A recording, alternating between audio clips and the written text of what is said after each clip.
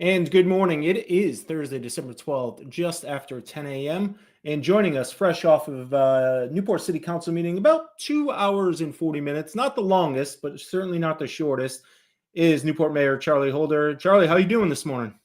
I'm doing well, Ryan. Thank you very much for having me. I think 2 hours 40 is, is respectful. I wanted to set the bar high so we can keep slowly working on that and getting down. But no, it was a good meeting. It was a productive 2.5+ hours. So yeah, I mean, 90 minutes were spent on one particular topic, and we'll dive into that here in just a short while. But it is the 12th, so 12 days ago, you were sworn in and selected as mayor. How's it been going? It's been great. I tell you what, it's been a very interesting week and a half. It's been a whirlwind for sure. But just it's funny. I've been on the council for 4 years, and you think you have everything down, you know everything, and then you get into this position, and it's a whole nother level. So it's been a lot of fun. People have been extremely supportive, which is great, and I think there's some excitement for this new council and seeing what we can accomplish. What's been the most surprising thing since you've gone from second ward council chair all the way up to the hot seat? The most surprising thing, for me, is just how many different people want to grab your ear for a few minutes, a half hour, things of that. I knew that was coming in, but I didn't realize how fast it happens. With plus with the holidays coming up, you're trying to get things done at the end of the year. So it's I enjoy it, and I enjoy meeting a lot of new people and really finding out what's going on in and around the city. So it's been a great experience. Obviously, well, maybe not for some of our viewers, but the council chair mayor position is a part-time role per se. It's supposed to be. How do you balance get your full-time job and what I consider this a full-time job? I know it's not considered a full-time job, especially when you look at the pay. But how do you balance? Obviously, you have somewhere else to be. It's definitely not paying like a full. It's not even paying like a part-time job. It's paying more like a hobby. But it's I'm lucky. There's a lot of structure involved. So for me, balancing my full-time job down at the Gardner House, and then balancing my needs here at City Hall and working with the other council members, it's all about structure and setting times and sticking to those timelines. So it works out for the best, believe it or not. I know it's a lot for sure. It's just definitely keeping me out of trouble. So that's always a good thing. That's good. What besides the last night's city council meeting, some of the things that have taken place over the last couple of weeks that people should know about? One of the big focuses that's been going on since I came on the 1st is meeting with all the boards and commissions. It's one of the started it last term, making sure that the commissions are getting involved, and I want to continue that and probably even try to bring it up a little further. So I've been spending these 2 weeks, mostly in the mornings, meeting with the chairs of every single board and commission that we have, trying to find out what their needs are, how we can help them from a city standpoint and a city council standpoint as well. And then also make sure we have the communication between those boards and commissions and the city councilors. So when we do have items that come on the agenda, I'm like, hey, we have this source of knowledge and information. Let's make sure we use it. Because there's nothing worse than being on a volunteer board or commission and not feeling like you have worth, or that you feel like kind of like left out in the middle of the ocean. So we want to make sure that everyone has an involvement and has the opportunity to communicate and have their say. And I should point out, right on the City of Newport's homepage, there is a link recruiting new board members to commissions. So if you're looking to volunteer, looking to get involved in your city, it's a great opportunity. Couple hours per month, and you can have your say on one of those boards that are available in the city. And there's a whole bunch of them. Oh yeah, we have over 20 boards and commissions. One thing I noticed at last night's meeting was the city council liaisons to those boards and commissions. Right. And Councilor Carlin had brought up, well, there's people with more experience for a particular commission. I think it was EBCAP. And what I thought was interesting was your response, and not your response in summary, and let me know if I got it wrong, was pretty much, the person that's most comfortable with a commission doesn't always have to be the appointee there. Sometimes it could be a learning opportunity for the commission as well as the counselor, and really trying to broaden the horizon and show people new things. Oh, 100%. That's one thing I've learned being a liaison to a couple different boards and commissions in my time. I think it's extremely important that as a city councilor, you have to have that knowledge of as much that goes on in the city, especially within the workings of boards and commissions and city hall as well. It's great to have your strengths. It's easier for some people, but a lot of times you need that challenge of learning something new. But not only does the council have to learn something new, that board or commission gets to know that counselor maybe a little bit better and see how things react, because you never know what you can add to that. Maybe it's a conversation that they're having, or depending on what their topic is on their agenda, but you never know what you can add to that conversation and what knowledge you have. So that's why I try to balance out strengths and just a new desire to be a part of something else. Over the last 2 weeks, has there been an onboarding process for the new counselors, or what else has been taking up the majority of your time leading up to last night's meeting? Yeah, just conversations with the new counselors, Stephanie Smythe and Ellen Pinnock. They've been great. I thought they were fantastic last night in their first meeting. I try to give them my advice, and not that I would ever tell them what to say or do, but I just want to kind of give them a heads up of what to expect. It's a lot different being on the dais as opposed to being in the audience and watching. So, but I thought they were fantastic last night. And my advice to them was just study up as much as you can, before the meetings, have as much information as possible. So when it's your turn to speak, or when you want to, put your opinions in, they come from a grounded source. 2 hours, 40 minutes. Obviously, Cogshell School took up about 90 minutes of the meeting, so the majority of the meeting. Any other big takeaways before we dive into maybe Cogshell School?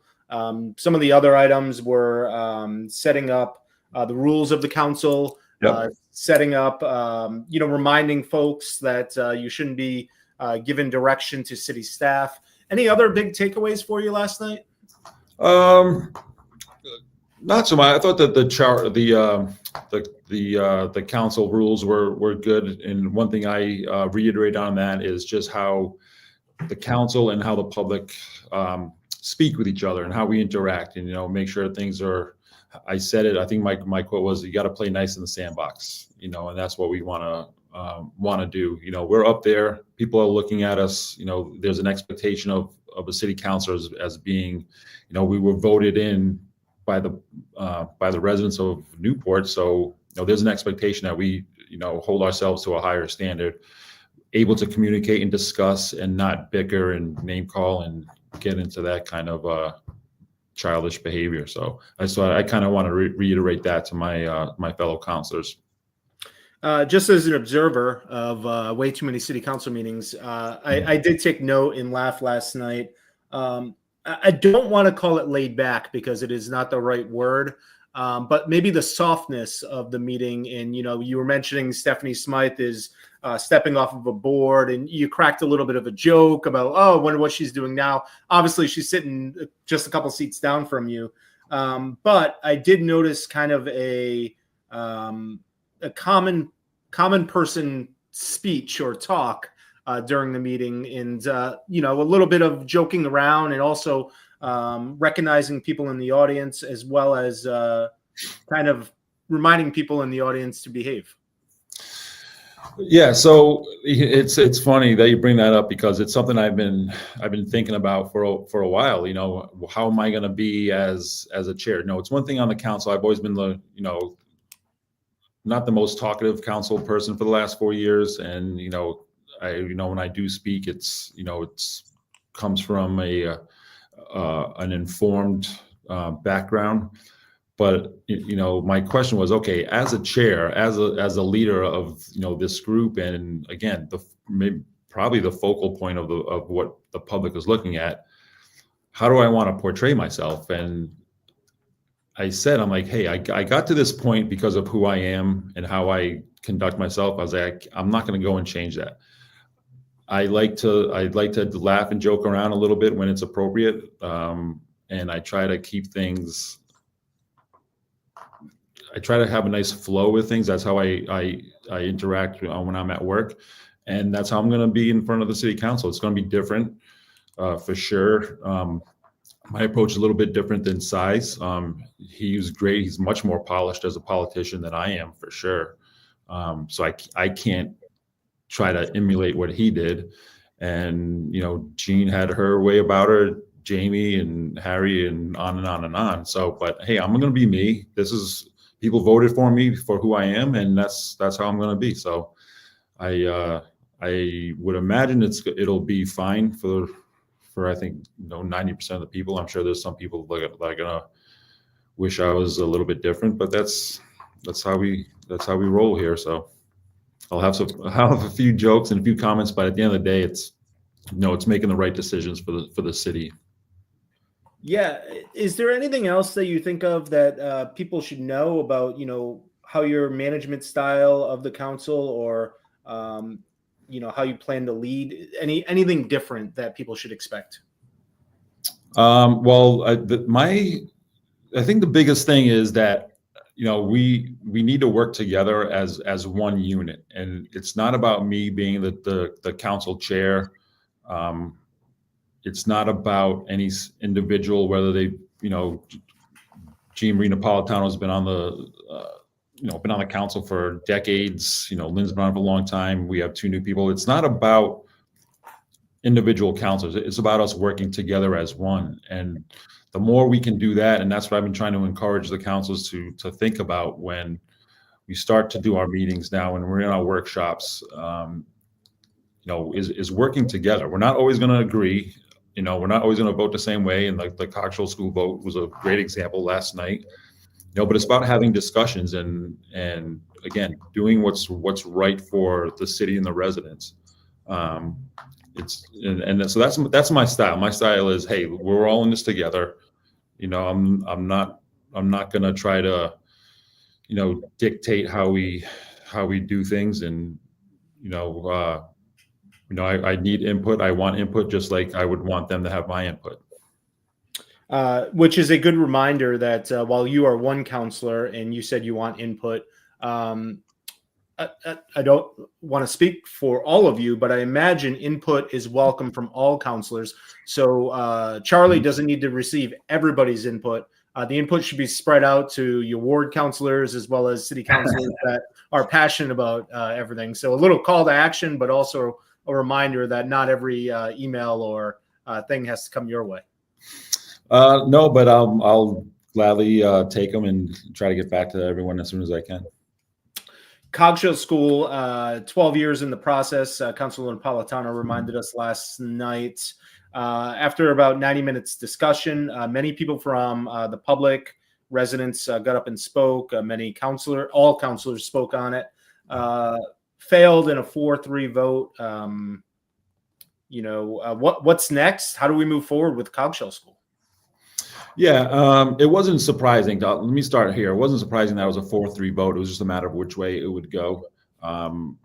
We knew going in there was going to be a lot of discussion. We know we've got a lot of emails from the residents in the neighborhood around there, for and against.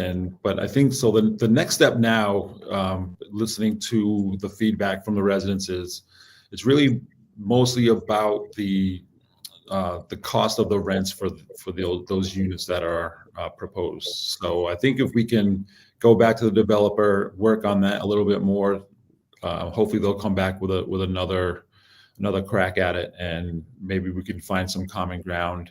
But at the end of the day, I think it's extremely important that this project gets off the ground, and it gets off the ground soon. Like you mentioned, Ryan, it's been 12 years. No one's been even looking at it. No one's wanted to touch it. We put the RFP out almost 2 years ago, and BCM came with $1 million. That's far and away the most anyone offered. In reality, is that property worth more than that? Sure, but at the end of the day, it's only worth what somebody's willing to buy it for. And right now, that's $1 million. So it's important on two levels. One, that we get that property back on the tax rolls so the cities can start making some money from that. And two, we need housing. This goes back to some other conversations or debates we've had on the council previously, where we voted against ending short-term rentals in the business zones, and it was said to me that I say we need housing, but I voted against it. Well, this is another example. We voted against housing, and I'm not saying that the people who voted against it are wrong by any means. I do think there is some room to work with. I did vote for it. I did vote for that contract because, again, I think we need to get this project going. But I wasn't disappointed that didn't go through last night, because I know we can still work on it. What do you think and I have the city manager on next Wednesday, so this might be a city manager question, but does it have to be a new RFP issued, or can you go back to the developers and say, hey, is there anything you could tweak to get that fourth vote, or maybe all 7 votes? Yeah. No, we can definitely go back to and work on the contract for sure. Yep. We can do either one. We can scrap the whole thing and go back to RFP and see what happens. And then, I'll see you in 2 more years when it's time for re-election, and we're talking about why this project hasn't taken off yet. So, I definitely don't want that to happen. But like I said, I'm hoping, I think what BCM wants to do in the long run will be in the best interest of the community. Again, it's just a matter of what people think that middle income or the market value workforce housing rate is. And, that's obviously, I think that was the biggest takeaway from last night's meeting. How important is it for you, I guess you can only speak for yourself, to preserve the school? Or would it make sense to just knock it down and sell it as a big land lot for more money? I'm in favor of rehabbing the school. I think there is some historic value to it, but I think just in the makeup of the neighborhood itself, having a building like that, those aren't something you duplicate anymore. We're a city of historic value and historic homes, so I think it would be great to be able to rehab that building. I think it goes along with some of the other schools that we have rehabbed, whether it's Sheffield School into Innovate Newport, or Cranston Calvert into those apartments, or the luxury apartments at Cary School and Ethel. There's great character in those buildings, and you don't want to lose that, especially in a neighborhood like the Van Zandt, Evart Street neighborhood. There's a lot of character involved in those neighborhoods. It's those are the kind of draws, as opposed to tearing that down and building what could be more of a modern looking structure. And, you won't get that same feel and that same history of what's been there. Charlie, any other takeaways from the meeting last night or the vote? My biggest takeaway was actually there was a great turnout. First and foremost, it was a full house in the chamber, so I think that was great. And I have been mentioning, in my campaign and my inauguration speech, it's great to see people get out, get involved. And obviously, last night the weather was nasty, windy, rainy, and people still came out. I know there was half the people probably came out for the cocktail project, the residents, but you know what, they still came out. Even some of those people that had emailed us as well, so we already knew what their stance was, but they still showed up, came up, talked, and that's very important. Regardless of how the vote turns out and what how each council responds, to actually have people there in person being passionate about what they want and what they hope for, is very impactful, and it's important in a democracy that you have that. So that was my biggest takeaway.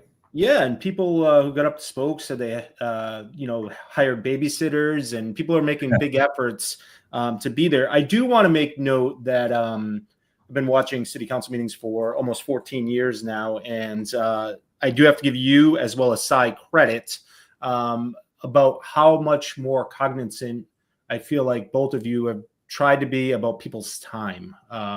You've moved the liquor license transfers and the board of license commissioners to the front of the meeting so people don't have to wait 3 hours to hear sometimes a very easy liquor license renewal or liquor license transfer.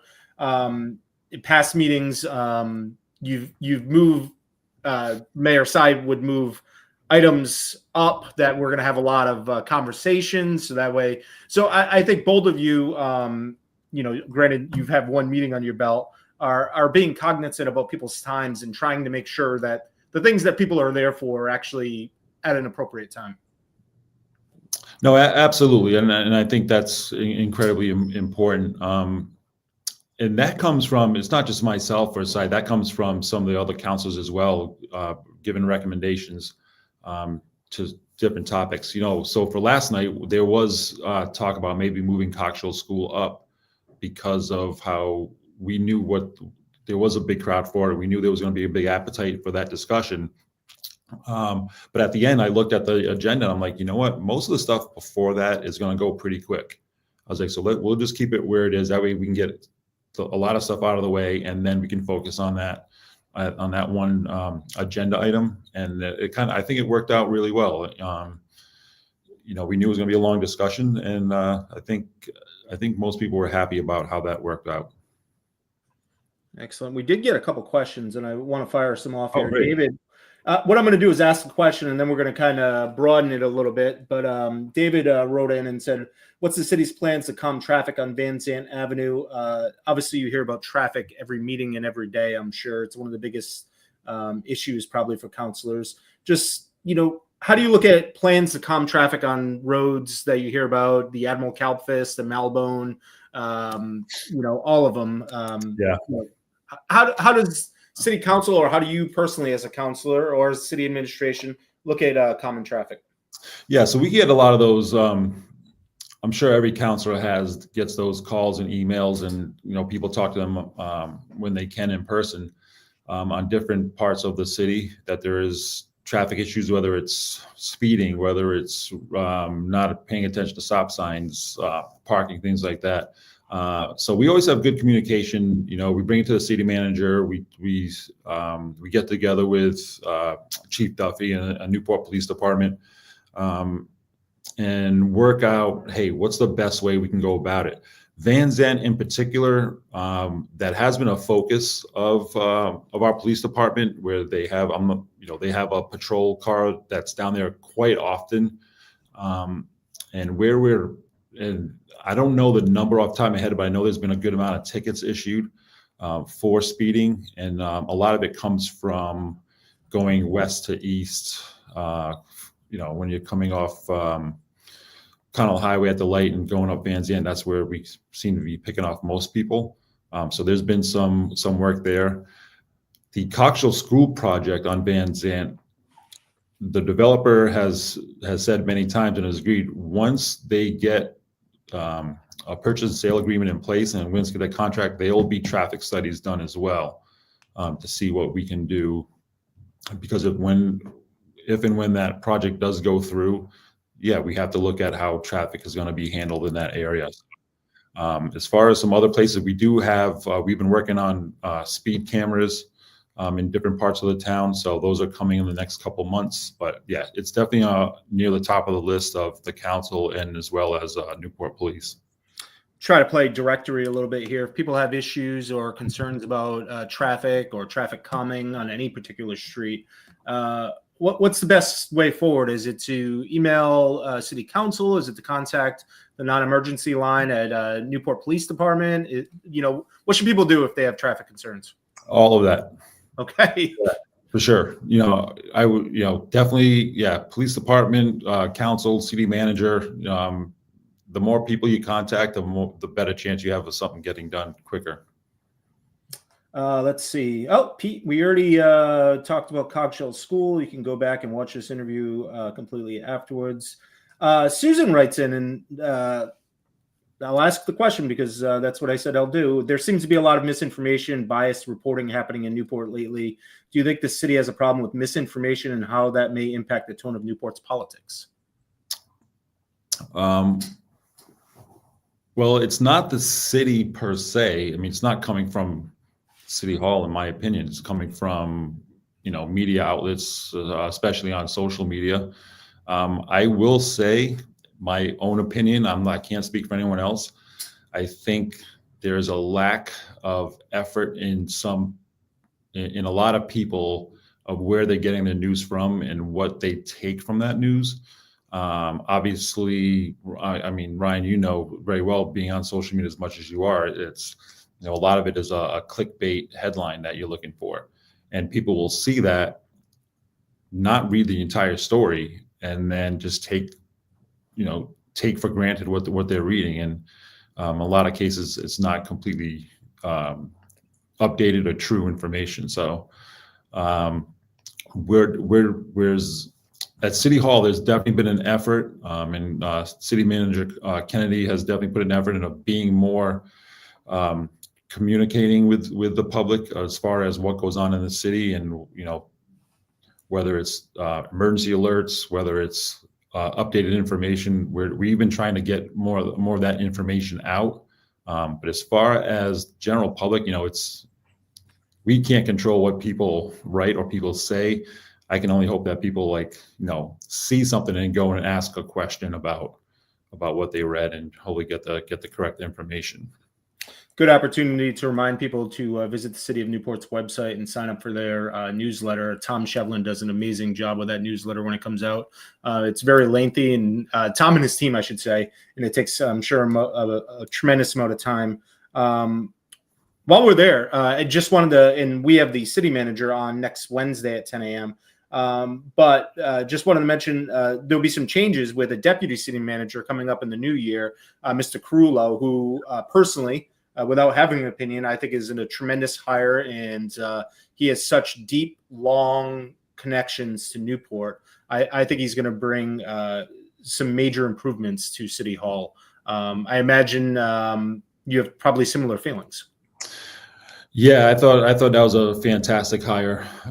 Mike has been involved in the city of Newport in different aspects for almost, over 3 decades now, 22 plus years as a Newport police officer, 11 plus years as working with Salve as their basic community support, even though he was part of the security division, but he dealt more with the community aspect of Salve. So having that knowledge of the city and being able to step away from the city, but yet still being part of it in a different aspect is going to be helpful. And his personality and his attention to detail is going to be really, really good for us. The important thing that I do want to say is the position of deputy city manager. It is incredible the amount of information and the amount of work that one office gets. When I first came on a few years back, Joe Nicholson was the city manager, and my first meeting with him, I was looking around his office. I was like, do you have an assistant? Like, who helps you out? He's like, no, we don't have one. I'm like, there's a lot of stuff that you have to do. And going back to what we were talking about earlier about council members not going to the department heads and telling them what to do, but going to the manager first. I'm like, just those little things alone, having a deputy city manager is going to take a lot of that off the plate to allow our city manager to actually, look at big picture items and really kind of get things done. And that's where I think the biggest value and biggest asset that Mr. Krulo is going to bring to us. And you left off his resume the 10 years of being in a really bad cover band. I'm kidding, Mike. But I didn't, I didn't want to get. I wanted to wait till he actually started the job, so before I start getting to those things. But yeah, let's see. Beth just wrote in, regarding the NACTEC building. Newport School Committee recently took actions about saving the NACTEC building. Will City Council have to? Do you know if City Council will have to make any steps or changes or make any votes there? As of right now, the only thing that we'll have to vote on is if they're going to need money from the city to make that project work. I can say this: I am very supportive of that move of keeping that building and keeping the automotive and the cosmetology programs there. I think they are extremely important for the education aspect of our kids. You got to remember, like, not all kids, as we know, just looking at our attendance, our absentee and tardiness numbers, like, not all kids are like gung ho to go to school and sit in a classroom. Some of them be like that trade, like that hands-on business, and that's where they get their education from. So those programs are extremely important to keep there. And I know myself, I will do everything I can to make sure that this project goes through and that we can keep that building and keep those programs.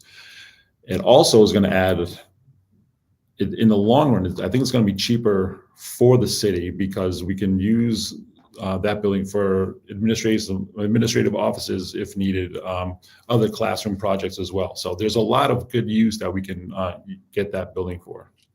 I think one last question here. Winnie asks, well, I'm going to preface it that this is her question word for word. How will you navigate Newport's problem with over-tourism from your position one of the city's newest waterfront hotels? And that was our question. I guess the over-tourism is a separate question, but I'll let you answer it how you want. It's all about balance. I've been saying that for a long time. Newport is a tourism city, and that's the reality. And I don't see that changing anytime soon. So how do you balance both? And one of the big things is, how do we drive more income into the city from the tourists? That's one big thing we're looking at. I know everyone gets upset with traffic and the amount of traffic that we have. It doesn't help. We've been doing a ton of construction work and trying to get some infrastructure built up, and so that's one of the things that we deal with as well. But we also have our Discover Newport aspect. We're trying to push tourism towards the shoulder seasons as well, so it's not so constructed in one 3-month period. But it's really a balance. And yes, I think I'm a good person to have on the council because of my work that I do in my real job as working in the hospitality industry. So I see it. I'm not one of those people that has blinders on. It's all about hospitality and nothing else. I grew up here. I understand the impact that these things have. That these things have on our city and on our residents. So I think I am very aware of the different aspects of that as well, and the issues that people do have. So I think, this is on topic, but one of the things regarding traffic and Discover Newport and looking for alternative ways for people to get around. Yesterday, we published a report on how that free Newport hop on, hop off shuttle that's been running a couple years now. It took 178,000 passengers around Newport during the 2024 season, 12% increase in ridership from last year. So hopefully, I've seen some Facebook comments where people are like, oh, that's just for tourists. It's for everybody. And if more people use these items, it will give Discover Newport and the city of Newport reason to roll out more where there's more parking and shuttling and things like that. So just a thought there. Yeah, and I would love to see how they could break down those numbers of who is taking that shuttle, because I know I have employees that use that shuttle to get back and forth, to work or just to get downtown. So I think it's been an incredible asset, and the past city councilors have been a big part of that as well. And the other part with the parking is, the north end, or not north end, but the bridge realignment. We still have a parking lot that we're supposed to be using out there that we have to get with the Department of Transportation and figure out how we're going to use that to our advantage, and also talk to the Transportation Authority, and how do we get more shuttles to get people from there, park their cars there, and then shuttle them downtown to help alleviate some traffic as well. So there's still a lot of work to be done, and a lot of really good conversations to be had. Charlie, was there anything else that was on your to talk about list today that we didn't get to? Well, I do want to say, now that I am new at the job, I have to give a big thank you out to Lisa Jackson and Pat Fay, who work here in the city managers and in the mayor's office. I don't know how I would do this job without their help in helping me structure everything and keep me focused on daily tasks. So they are incredible. I want to make sure that they get their just due. So thank you. I wrote down when you mentioned Pat that I'm going to get a in trouble email if I don't include her on the next invite, and let her put this on your schedule next time around. Yeah, they're incredible. Those two, they're fantastic. Charlie, I've been meaning to ask you this last couple times we talked, when we knew you were getting reelected and likely to become the mayor. And I hope it's okay and appropriate, but I had the honor of getting to know your dad downtown, and I'm just wondering, what would your dad think right now? Why he doesn't have a stop sign in front of his house yet? It's just, I have to imagine that you just must be thinking about him even more and every day right now. Oh, for sure. No, he's had a tremendous impact on my life. But I will tell you something that is funny with my dad. So my dad and Stephanie Smythe's dad were best friends growing up since they were little kids in Park Home. Oh, that's cool. And I talked with Harry Smythe about it the other day. I was like, can you imagine, what you and my dad would be talking about, having your two kids on the city council at the same time right now? Their heads would be spinning for sure. So, yeah, it's wild how those things come around. Yeah, it sure is. Well, I've been thinking about him a lot just during this process and hearing that your name was going to be, and I was just like, man, what would he think? And so anything else, Charlie, that we did not get to? No, I mean, we could sit here for a couple hours if you wanted to, but but this is any action items, anything big coming up this month for anybody besides looking out for Santa in Santa's neighborhood and around the neighborhoods, but otherwise business really picks back up in January, I believe. Yeah, for as far as locally, hopefully everyone is shopping local for the holidays, and supporting our retail stores and local business owners. And really, yeah, now our next focus is getting to our January. I think it's January 8th is our first meeting of 2025. We're looking forward to that, and I think a couple of big things coming up on that agenda. We start looking towards, we have a 2-tier tax system coming up again for people to apply for that. And again, start looking at budget items and what our goals are for this upcoming year. So that's really the big things on our agenda right now. Awesome. Well, Charlie, we appreciate you taking the time and the extra time to join me today to talk about it, and we'll do this often. My pleasure, Ryan. Anytime. All right, that is Newport Mayor Charlie Holder, serves council chair as well as at-large councilor, and we appreciate him taking the time to join us today. Coming up next week, we will have Newport City Manager Colin Kennedy at 10 a.m. on Wednesday, December 18th already. And then at 1:30 p.m. on that day, we will have Newport School Superintendent Colleen Jermain joining us. All of these interviews can be watched live or anytime afterward on What'sUpNewp.com. Thanks for watching.